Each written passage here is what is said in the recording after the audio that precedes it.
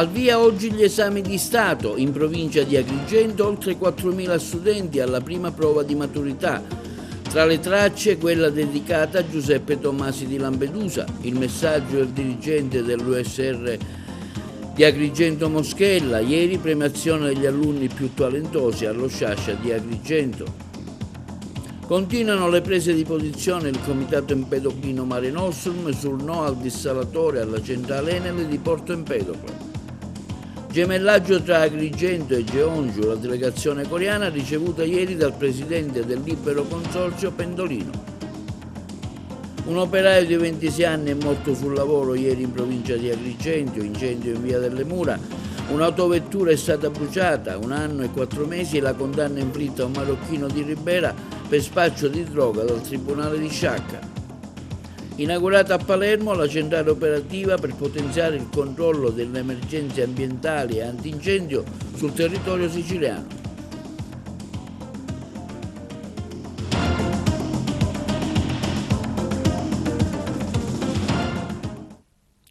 Buongiorno, benvenuti con un nuovo appuntamento di TV Notizie di oggi, mercoledì 18 giugno. Al via oggi gli esami di Stato.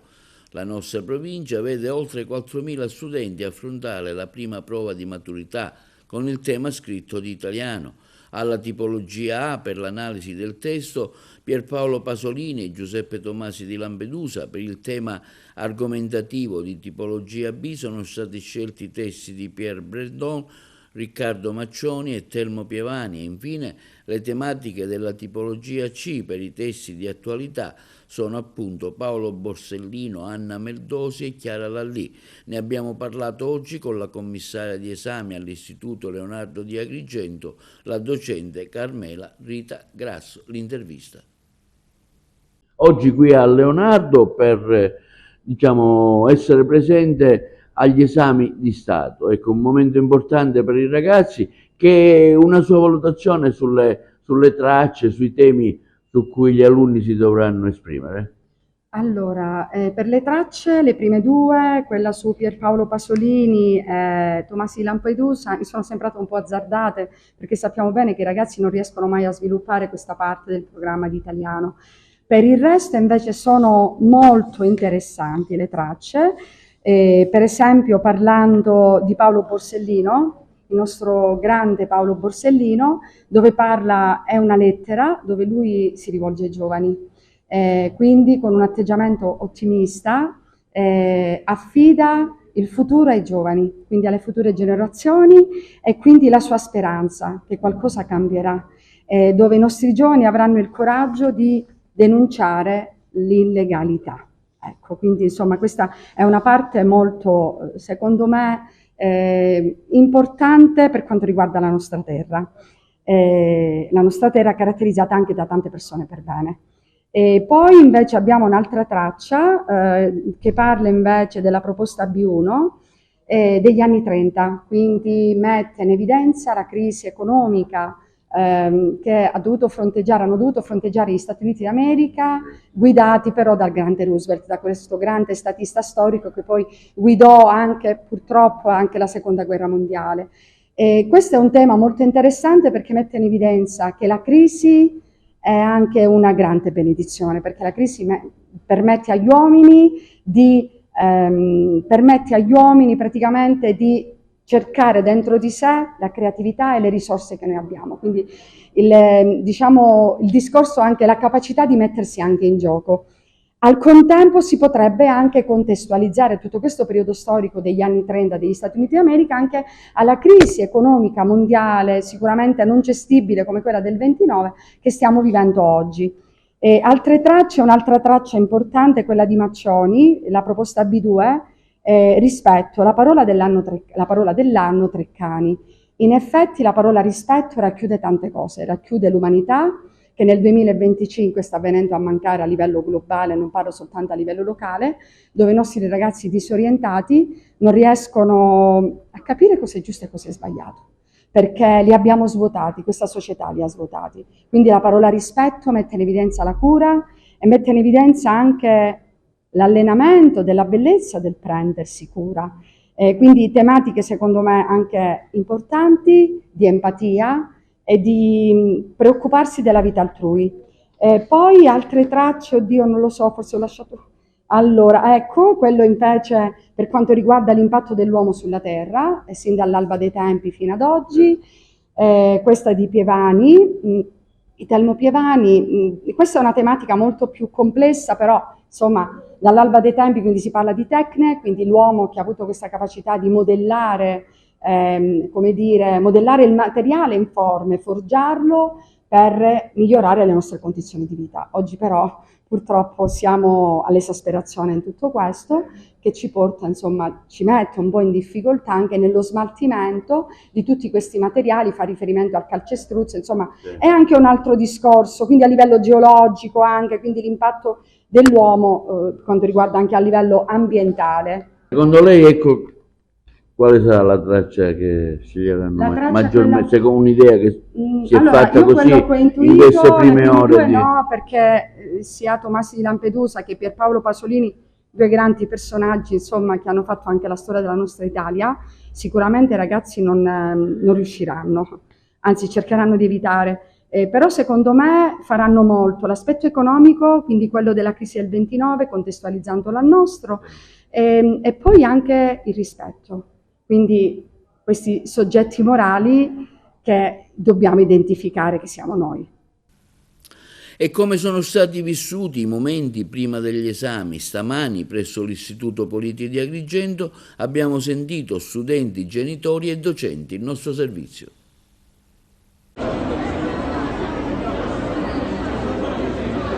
Emozione, perché sto per concludere la tappa più importante della mia vita, il liceo.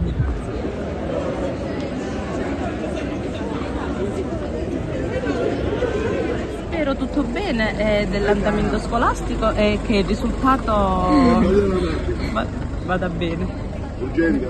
Emozionato? Tanto, si vede.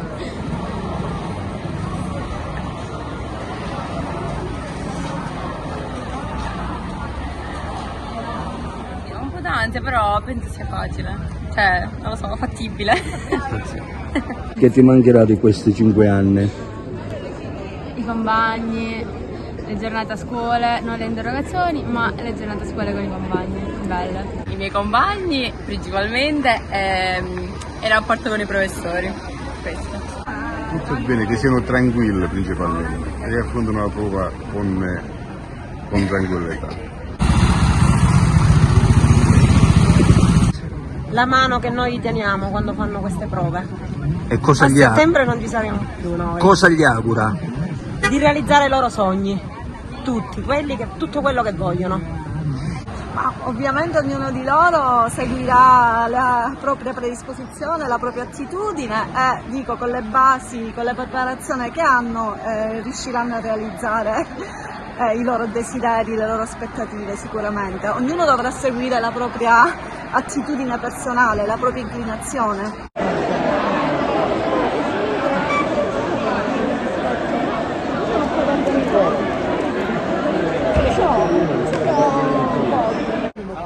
Ma spero di fare un bel tema e spero anche in belle tracce. Cosa ti mancherà? Mi mancheranno i miei compagni, i momenti passati insieme, le risate, i momenti più belli.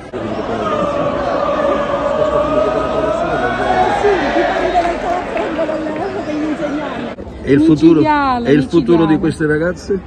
Mi auguro che sia migliore di quello che si prevede per ora, mi auguro. Se l'ho mandata? Mi auguro. Però vabbè, siamo qua. Cosa gli mancherà di questi ragazzi? La loro esuberanza, la loro spontaneità. Mi sto emozionando, sono più emozionata per loro, ma sono sicura che faranno bene e auguro loro il meglio possibile oggi, nei giorni a venire, per il loro futuro. Un messaggio di auguri agli oltre 4.000 studenti alla prima prova di esame. Oggi è stato inviato dal dirigente dell'ufficio scolastico regionale ambito di Agrigento, Bernardo Moschella. Il servizio. Un messaggio di auguri agli oltre 4.000 studenti alla prima prova di esame oggi viene inviato dal dirigente dell'ufficio scolastico regionale d'ambito di Agrigento, Dal dottor Bernardo Moschella, dirigente, affermando: cari ragazzi che vi accingete ad affrontare l'esame di Stato, siete addirittura di arrivo, state per tagliare un traguardo importante del vostro percorso di studio e di crescita. Nonostante i tempi cambiano, così come le competenze e gli strumenti a vostra disposizione, ancora oggi la maturità rimane un primo ambizioso punto di arrivo per tutti voi a conclusione del vostro percorso scolastico. Una linea che segna un prima e un dopo nelle vostre vite. Non siate più adolescenti e davanti a voi avrete scelte da compiere, percorsi importanti da intraprendere, che siano studi universitari o lavoro. La decisione richiede responsabilità e maturità, appunto.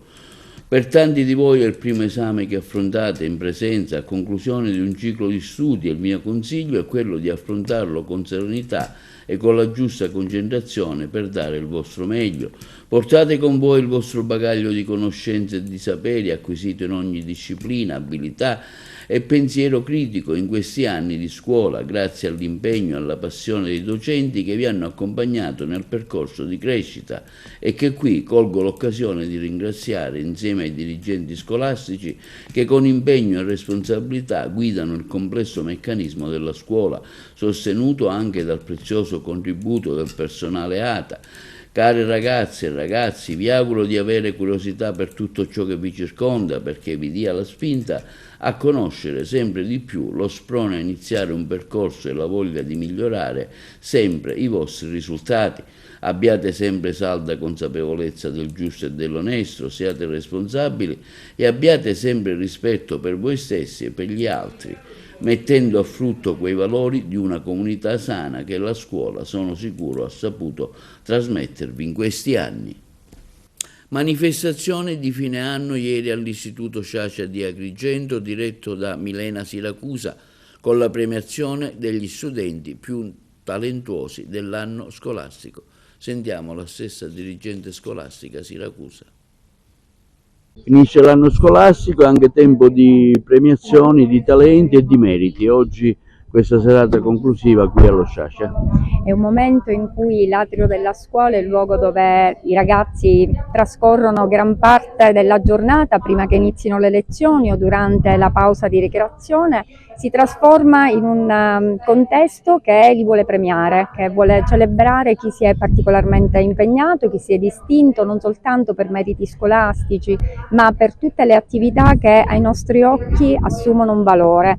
E allora li abbiamo invitati, accompagnati dai loro genitori, è presente tutto il personale docente come anche il personale ATA, sono presenti i nostri collaboratori presso questo territorio agrigentino, i presidenti di associazioni culturali, delle istituzioni, di club service, ex docenti in pensione, perché desideriamo siano loro a consegnare oggi un premio che è un buono per acquisto libri, profondamente convinti come siamo che la lettura sia l'unico strumento per far crescere menti libere e costruire un futuro che possa essere il più lungo possibile e luminoso. Il premio si articola in varie categorie? Ci accompagnerà un racconto di tutte le iniziative che quest'anno abbiamo realizzato con la collaborazione dei ragazzi e soprattutto con il contributo dei professori che non si sono risparmiati in nessuna attività né in nessun momento dell'anno scolastico.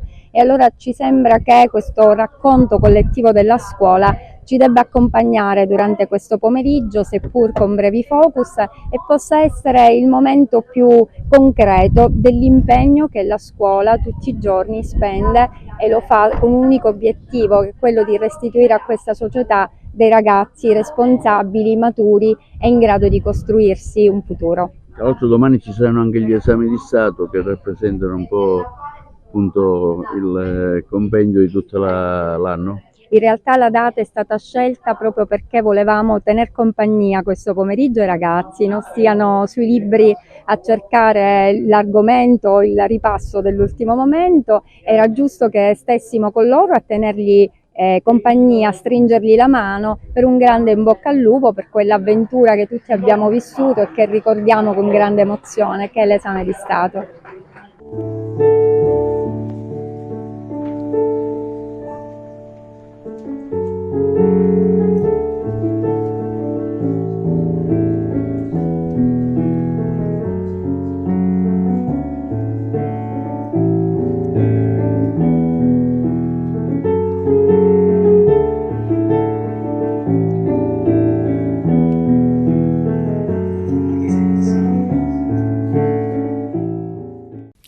confermano forte perplessità per l'attuale localizzazione provvisoria dell'impianto mobile del dissalatore di Porto Empedocle, la nota del Comitato Empedoclino Mare Nostrum.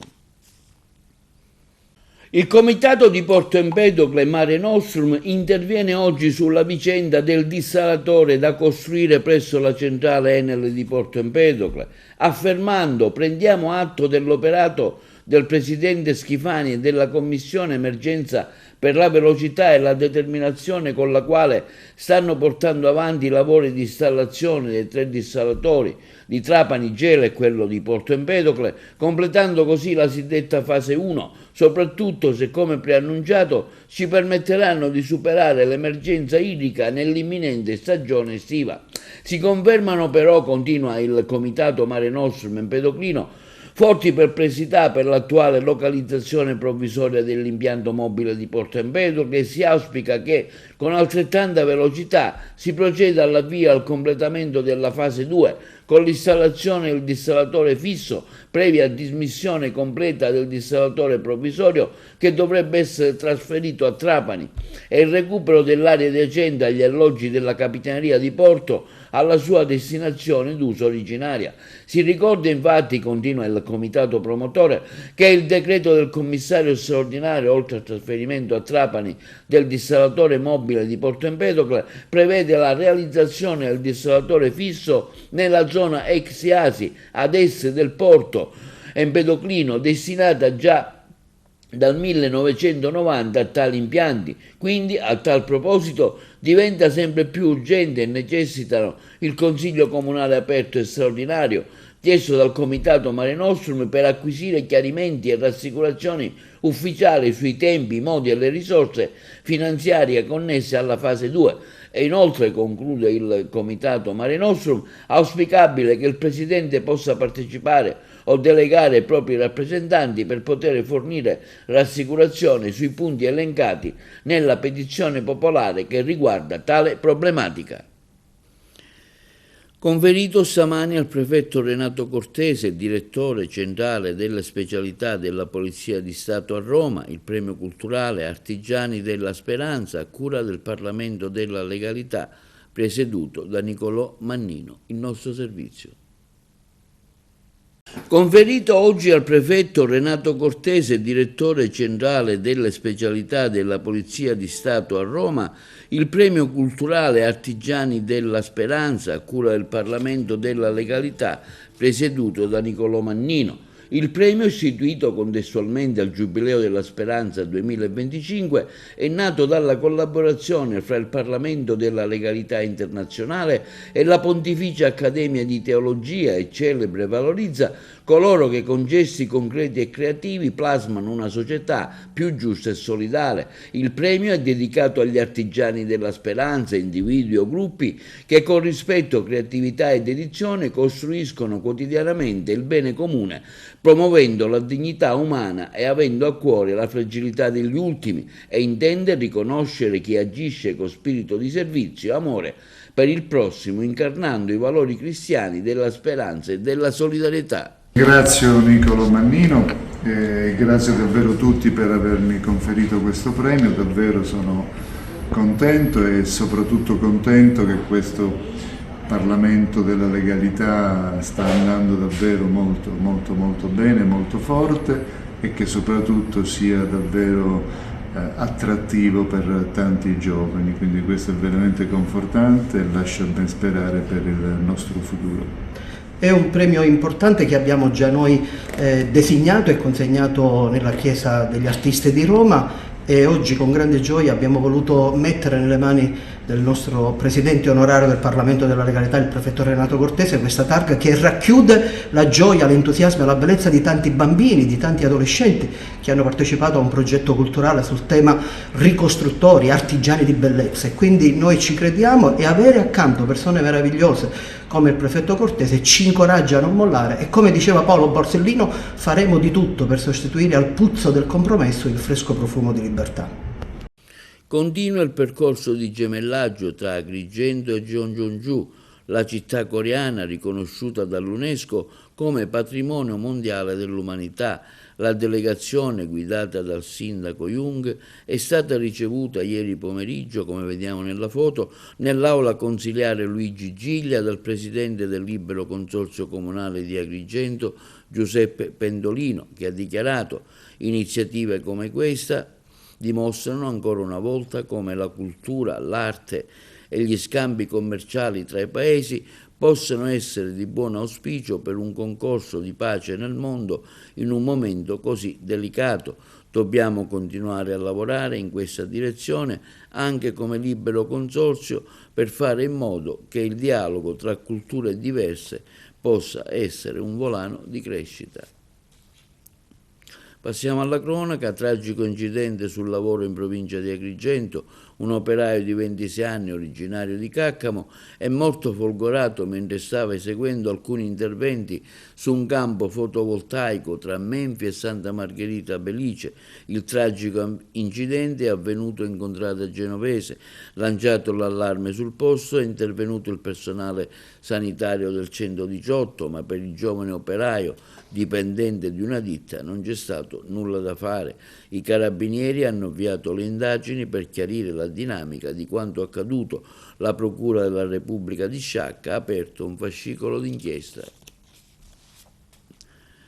E un'autovettura è stata danneggiata da un incendio scoppiato verso le 4 del mattino nel centro storico di Agrigento e precisamente nella traversa di Via delle Mura.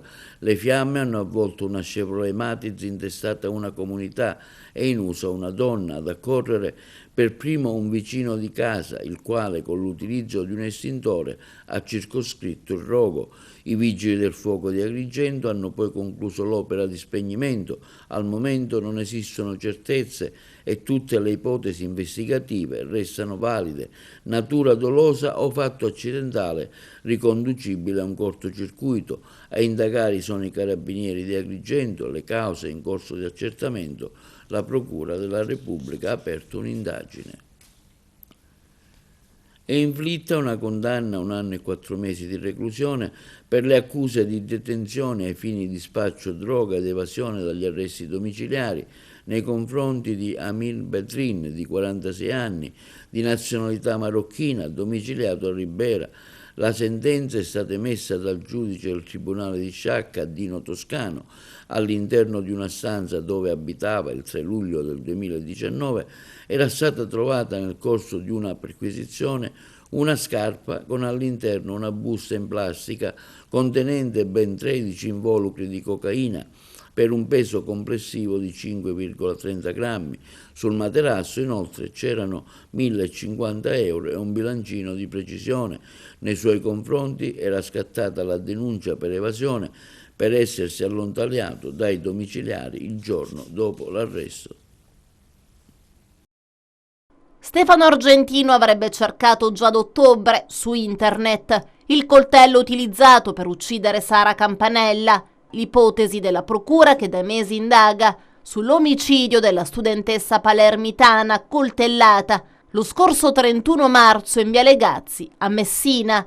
Argentino, che a settembre andrà a processo con il rito immediato e a cui è stata negata la perizia psichiatrica, lo scorso ottobre avrebbe dunque consultato il web su alcune tipologie di coltelli, un quadro che farebbe pensare ad una reale intenzione di commettere l'omicidio già mesi prima. Gli inquirenti avrebbero chiesto al medico legale che ha effettuato l'autopsia sul corpo della 22enne di verificare se una tipologia di coltello esibito in foto fosse compatibile con le ferite inferte a Sara. Una foto che probabilmente è stata recuperata proprio dalle ricerche fatte online ed evidenziate dalle perizie condotte sui dispositivi elettronici in uso al 27enne, ma l'arma del delitto non è mai stata ritrovata. Quel coltellino ritrovato nella zona in cui è avvenuto l'omicidio non sarebbe stato utilizzato da Stefano Argentino per sgozzare Sara. Sulla lama infatti non sono state riscontrate tracce ematiche, così come trapelato dalle analisi effettuate lo scorso aprile dai carabinieri del reparto investigazioni scientifiche di Messina. Non è ancora certo cosa tenesse in mano Argentino quel pomeriggio. Un coltello di dimensioni maggiori, verosimilmente, a giudicare dal tipo di lesioni riscontrate sul cadavere. Ma il 26enne, durante l'interrogatorio di garanzia in cui si è dichiarato colpevole, non ha comunque fornito alcuna spiegazione sulle modalità dell'omicidio. L'autopsia sul corpo della ragazza condotta lo scorso 4 aprile dal medico legale Elvira Ventura Spagnolo aveva evidenziato infatti 5 lesioni da taglio tra collo e schiena. A risultare fatale la ferita ai vasi del collo. Questa la causa della grave emorragia che in pochi minuti ha portato alla morte Sara, che non è riuscita a difendersi. Intanto Giuseppe Cultrera, avvocato di Argentino, ha chiesto l'acquisizione della discovery, vale a dire tutti gli atti del processo che hanno portato la procura a chiedere il rito immediato e a contestare l'aggravante della crudeltà, della premeditazione e dei motivi abietti e futili, una scelta che non sembra incidere in modo particolare nella strategia difensiva del legale. Le differenze fra il rito ordinario e quello immediato consistono nel salto dell'udienza preliminare. Di fatto dunque non ci preclude nulla, se non di non poter chiedere già in quella sede l'accertamento tecnico con perizia psichiatrica per l'imputato, che comunque può essere proposto anche in sede di dibattimento, ha detto infatti Cultrera a Messina Today. Ci sono 2 circostanze da accertare, spiega ancora Cultrera. Il ragazzo è cresciuto in un contesto difficile, conclamato sia dalle mie indagini difensive, sia dalle dichiarazioni della madre, che ripetutamente ha segnalato in passato anche alle forze dell'ordine e ai consultori una situazione di disagio e vessazioni da parte del marito, che è affetto da disturbo bipolare, un soggetto schizofrenico con patologia accertata, con tanto di documentazione sanitaria di struttura pubblica sin dal 2016. La tipologia di disturbo bipolare può avere familiarità e molte delle azioni e delle risposte di Stefano Argentino ripercorrono quelle del padre, così ancora illegale. Da profano penso ad una tara familiare che comprometterebbe la capacità di intendere e volere, anche se non so in che misura. Inaugurata oggi a Palermo la sala operativa unica regionale per potenziare il sistema di controllo e monitoraggio delle emergenze ambientali e antincendio sul territorio siciliano. Il centro ha sede all'interno della struttura di Sicilia Digitale e riunisce le unità dei dipartimenti della Protezione Civile, del Corpo Forestale e delle squadre antincendio dei Vigili del Fuoco. Ce ne parlano meglio i colleghi di Palermo. Una sinergia tra vari corpi dello Stato, forestale da un lato, Regione Protezione Civile dall'altro lato, Corpo Forestale appunto, per fare vigili del fuoco, per fare in modo di affrontare le emergenze con la maggiore sinergia possibile di collaborazione. È un passo in avanti che prelude all'inaugurazione l'anno prossimo della Control Room, che attraverso riprese dall'alto controllerà tutto il territorio, questo grazie a fondi del PON Legalità messici a disposizione del Governo nazionale, che erano quasi persi e che abbiamo recuperato grazie alla sensibilità del Ministro Piantedosi. È un passo in avanti, continuiamo naturalmente a rimuovere a volte certe incomprensioni anche interne alla Regione, che davano luogo a 2 postazioni che magari realizzando la stessa attività non si parlavano. Oggi cominciano a parlarsi e si parlano anche bene, di questo ne siamo soddisfatti. Abbiamo aumentato sin dall'anno scorso il numero delle giornate lavorative dei forestali, impiegando risorse finanziarie. Poi chi correttamente facendo il proprio mestiere sostiene che la Sicilia è la regione più incendi boschivi, dimentica che la Sicilia ormai è considerata Nord Africa, anzi è Nord Africa sotto il profilo climatico.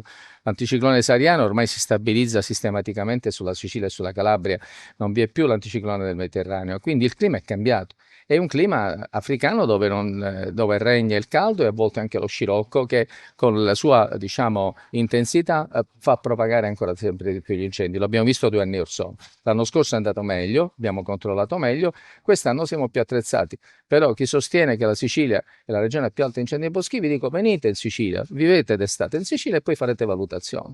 Non compete a me fare valutazioni sulle attività delle procure, che sono libere di indagare. È evidente che la loro attività non può che essere che sinergica nei confronti dell'azione della regione di individuare e sanzionare gli autori di questi reati, senza se e senza ma. Sappiamo anche che purtroppo queste sono segnalazioni che invece noi facciamo alla procura, gli incendi scoppiano per il 98% dei casi per mano di un delinquente, di piromani delinquenti che mettono a rischio non solo le bellezze nostre naturali, il nostro ambiente, il nostro habitat naturale, ma come abbiamo visto negli anni passati anche la vita umana. Per cui isolare il delinquente, segnalare l'incendio col 1515 in tempi brevissimi è il supporto che chiediamo noi ai cittadini. Noi ce la stiamo mettendo tutto. Questa è una prima tappa importante rispetto a un coordinamento unico, rispetto a una digitalizzazione, rispetto a un controllo sempre più moderno e avanzato del nostro territorio. Quello che non possiamo controllare è la cattiveria umana. Linea alla regia per la pubblicità. Disordini al carcere di Trapani, detenuto in rivolta, 5 agenti finiti in ospedale, i colleghi di Trapani.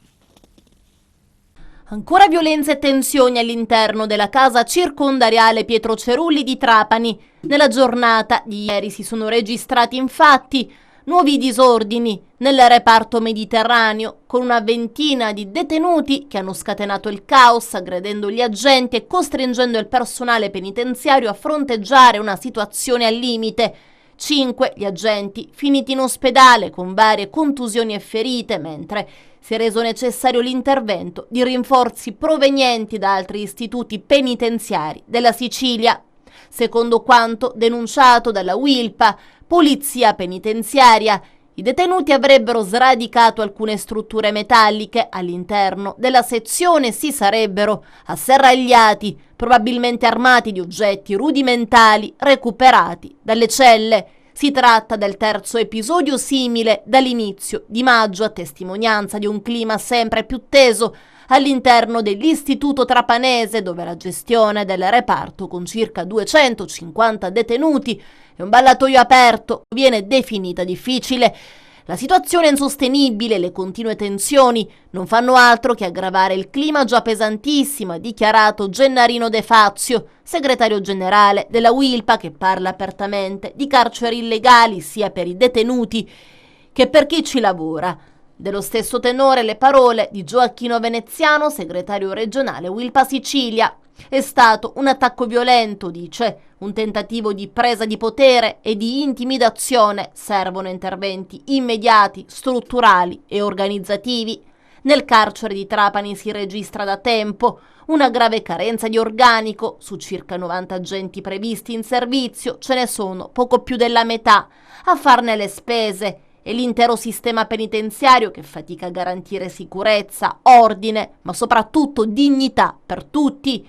Intanto il personale continua a lavorare in condizioni di forte stress, cercando di tenere sotto controllo una situazione che rischia di esplodere definitivamente. Il Dipartimento dell'Amministrazione Penitenziaria è stato sollecitato dai sindacati ad intervenire con urgenza prima che si verifichino episodi ancora più gravi. Tragedia sfiorata a Sant'Agata di Militello, in provincia di Messina. Crolla una parte del controsoffitto di un ristorante nei pressi di un lungomare. I colleghi di Messina. Tanta paura ieri sera in un ristorante di Sant'Agata Militello, dove si è rischiata una vera e propria tragedia. Una porzione di controsoffitto del locale, situato sul lungomare, si è improvvisamente staccata, precipitando sui tavoli sottostanti. Fortunatamente, grazie alla prontezza di tutti i presenti, nessuno è rimasto ferito. Per qualche istante si è temuto il peggio. All'interno del locale c'era una comitiva di bambini di scuola elementare, insieme a genitori ed insegnanti, che stavano festeggiando la fine dell'anno scolastico. Quando la porzione del soffitto ha iniziato a cedere, tutti sono riusciti a mettersi in salvo. Sul luogo dell'incidente sono intervenuti i vigili del fuoco del distaccamento di Sant'Agata Militello, i carabinieri della locale compagnia e la polizia locale, che hanno effettuato i primi sopralluoghi e messo in sicurezza l'area. Al momento non si conoscono ancora le cause del cedimento. Fortunatamente, come detto, per i presenti solo tanta paura. E questo è tutto per l'edizione odierna di TV Notizie. Vi ricordiamo che i nostri programmi si possono vedere in tutta Italia sul canale 268 del digitale terrestre per chi ha le smart TV, in streaming sul sito www.televideoagrigento.tv, il telegiornale sul canale 93 di Video Sicilia alle 15 e alle 20 e replica la mattina alle ore 9. Inoltre i nostri servizi si possono visionare sul canale YouTube di TVA Televideo Agrigento. E questo è tutto e vi auguriamo una buona serata.